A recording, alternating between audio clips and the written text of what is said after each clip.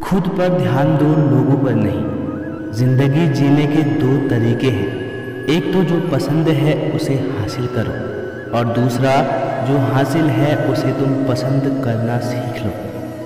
मुफ्त में तो सिर्फ माँ बाप का प्यार मिलता है, बाकी इस दुनिया में हर रिश्ते के लिए कुछ ना कुछ चुकाना जरूर पड़ता है। बेइज्जती का जवाब इतनी इज्जत से दीजिए कि सामने वाला भी शर्मिंदा हो जाए। अगर जीवन में खुश रहना है तो अपनी ज़िंदगी के फैसले अपनी परिस्थिति को देखकर लें। दुनिया को देखकर जो फैसले लेते हैं वो दुखी ही रहते हैं। पुराने समय की बात है, नगर में रहने वाला मोहन नाम का एक लड़का अपनी ज़िंदगी से बहुत परेशान था। उसके निराश का कारण ये था कि अब वह कुछ भी नहीं कर रहा था। उसके माँ बाप उसे ताने मारते कि तेरे सारे मित्र कुछ ना कुछ कर रहे हैं, लेकिन तू अभी भी घर में बैठा हुआ है।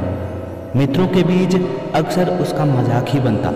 वह कहीं जाता तो लोग उससे पूछते कि क्या कर रहे हो। उसे ये बताने में बड़ी शर्म आती थी कि अभी वह कुछ भी नहीं कर रहा है। धीरे धीरे उसने रिश्तेदारों के यहाँ जाना और लोगों से मिलना जुलना कम कर दिया।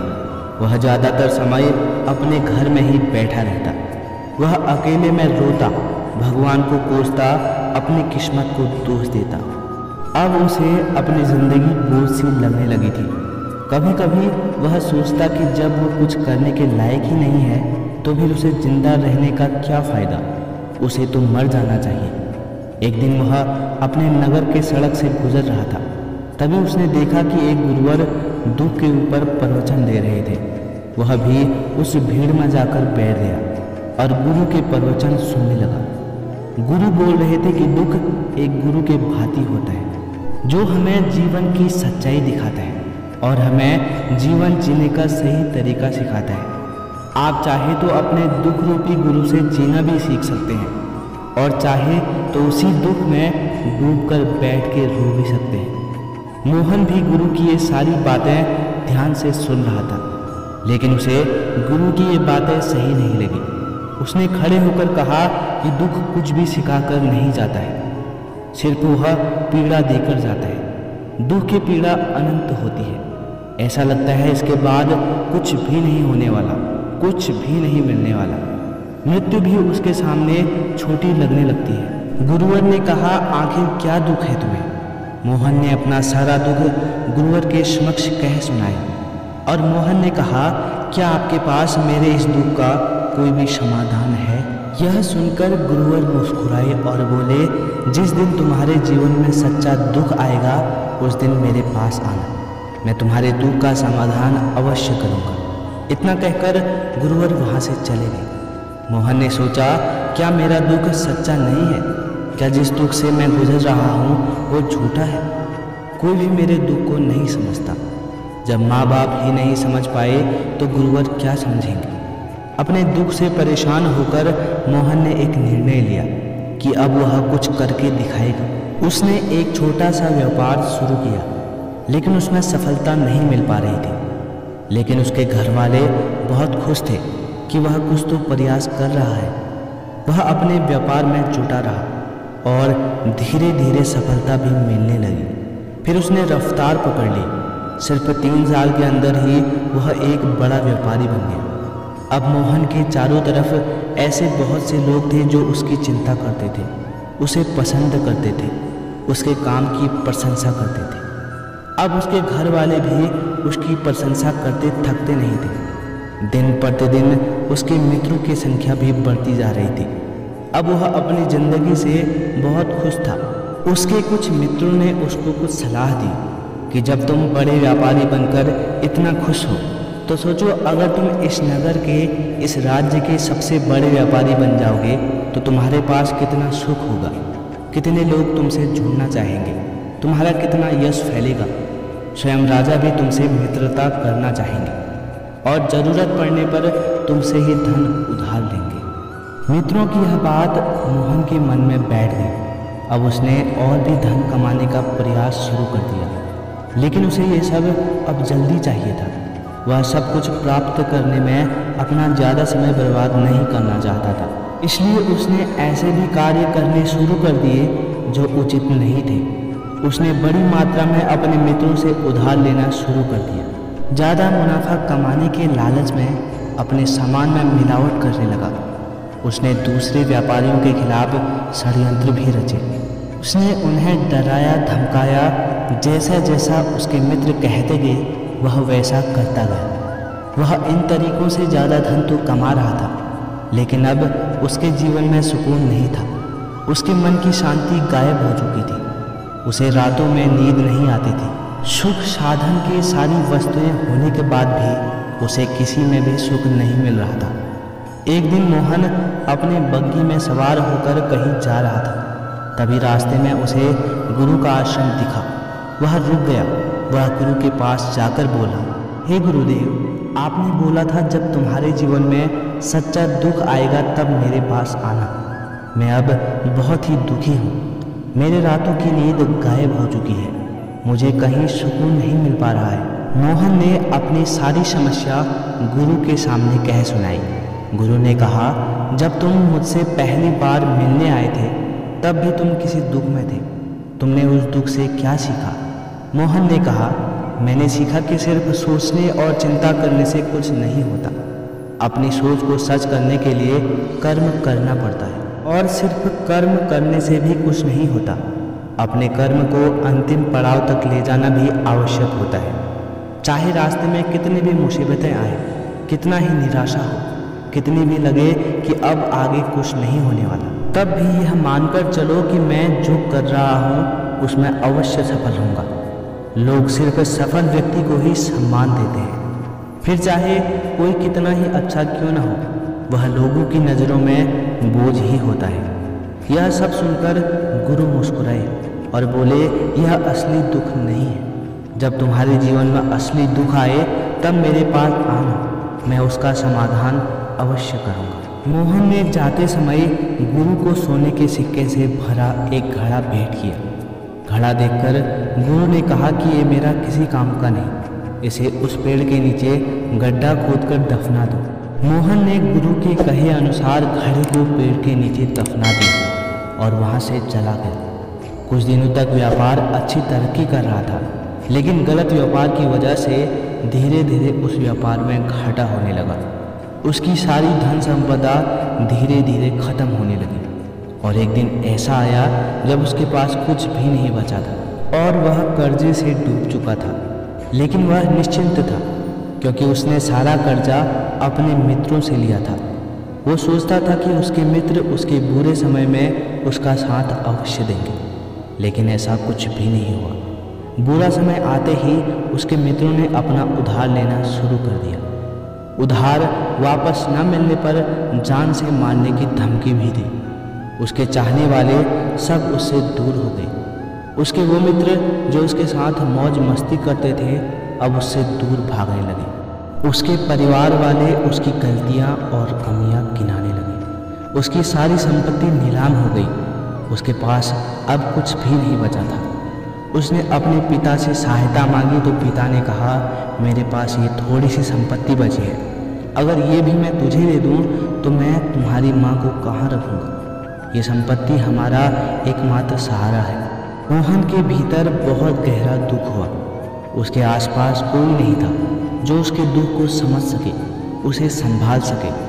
लोगों से मिले इस धोखे और विश्वासघात की वजह से वह अंदर से पूरी तरह टूट गया था। उसे लगने लगा कि अब जीने का क्या मतलब है, अब तो मृत्यु ही एकमात्र सहारा है। वो आत्महत्या करने के लिए पहाड़ी की तरफ जा ही रहा था, तभी उसे याद आया कि गुरुजी ने कहा था कि जब तुम्हारे जीवन में असली दुख आए तब मेरे पास आना। मोहन गुरुजी के पास गया और अपना सारा दुख उन्हें सुनाया। आंखों में आंसू भरकर बोला, मेरे इस दुख का समाधान कीजिए गुरुदेव। गुरुजी ने कहा, जब तुम्हारे जीवन में असली दुख आए तब मेरे पास आना, मैं समाधान अवश्य करूँगा। मोहन ने कहा कि क्या अभी जो मेरे जीवन में घट रहा है क्या वो दुख नहीं है? आखिर असली दुख क्या होता है? गुरुजी ने कहा, सबसे पहले तुम मुझे ये बताओ कि तुम्हें इस दुख से क्या सीखने को मिला। मोहन ने कहा, मैंने सीखा कि जो लोग हमारी सफलता, हमारी तरक्की की वजह से हमारे जीवन में आए हैं वो हमें धोखा अवश्य देंगे, क्योंकि वो बुरे समय में हमारे साथ खड़े नहीं थे। वह केवल अच्छे समय में हमारा फ़ायदा उठाएंगे और बुरे समय में छोड़कर चले जाएंगे। भरोसा केवल उन्हीं लोगों पर करना चाहिए जो हमारे बुरे समय में, असफलता के समय में हमारे साथ खड़े रहते हैं।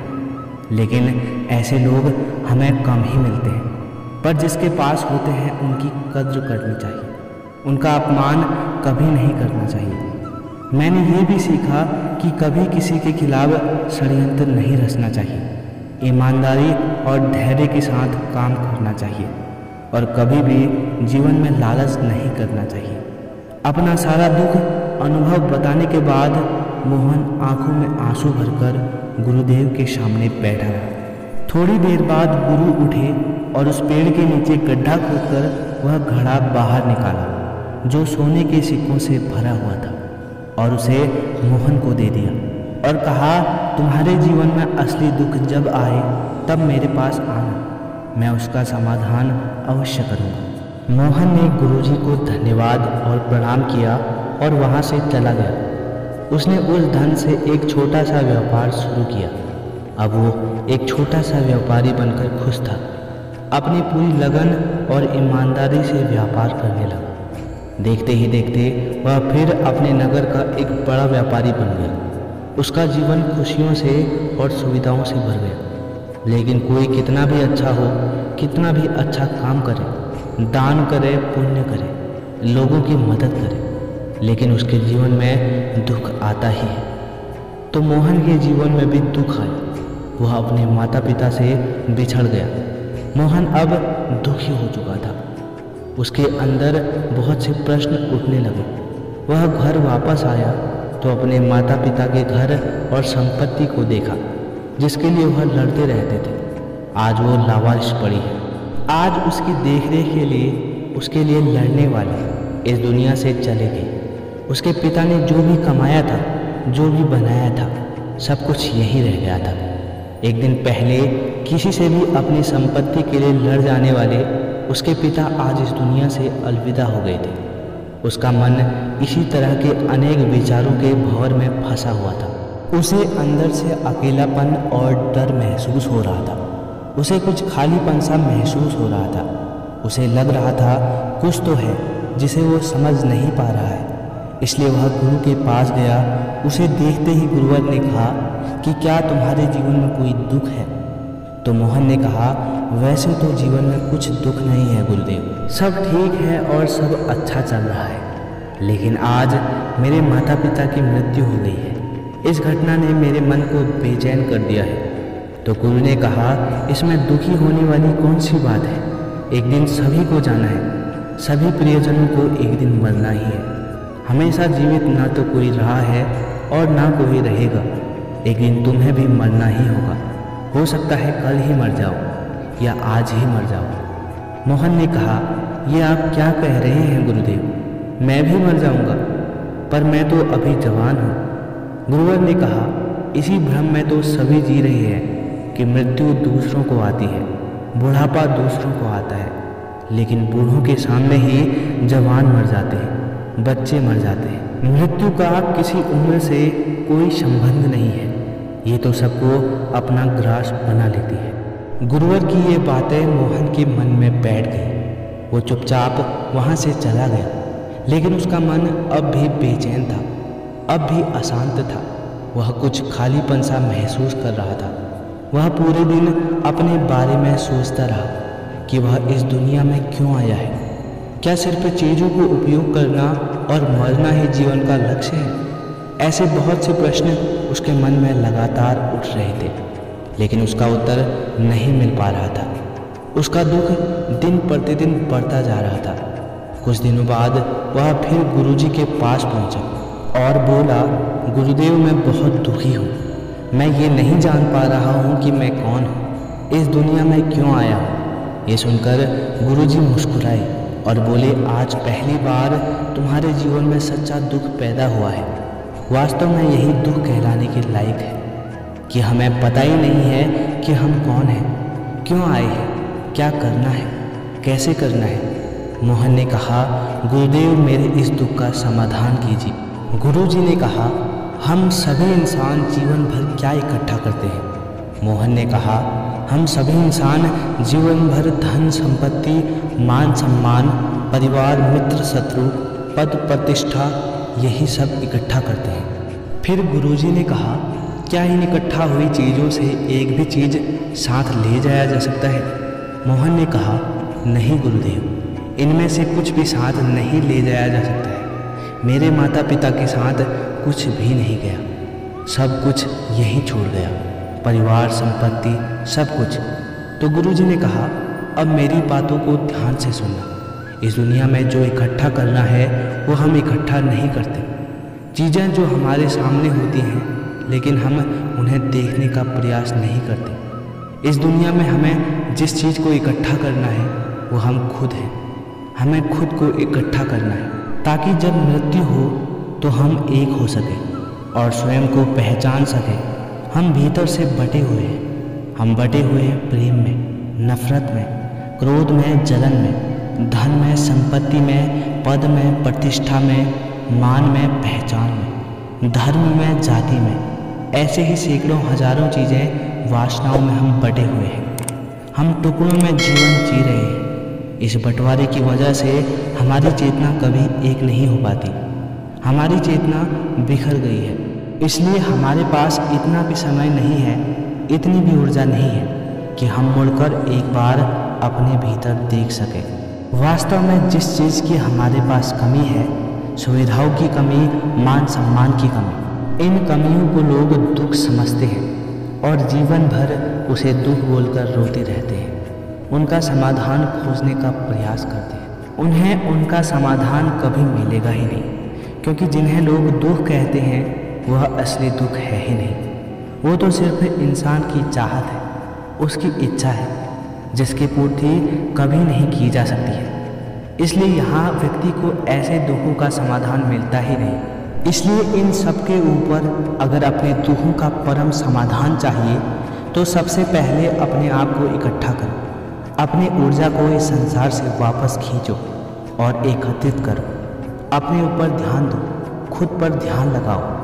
पहले अपने आप को पहचान लो, ऐसे ही बिखरते मत चलो। मोहन ने कहा, क्या गुरुदेव हमें ये संसार छोड़ना चाहिए? अपनी सभी इच्छाओं को मार देना चाहिए? किसी से प्रेम नहीं करना चाहिए? धन संपत्ति इकट्ठा नहीं करनी चाहिए? मान सम्मान की आशा छोड़ देनी चाहिए?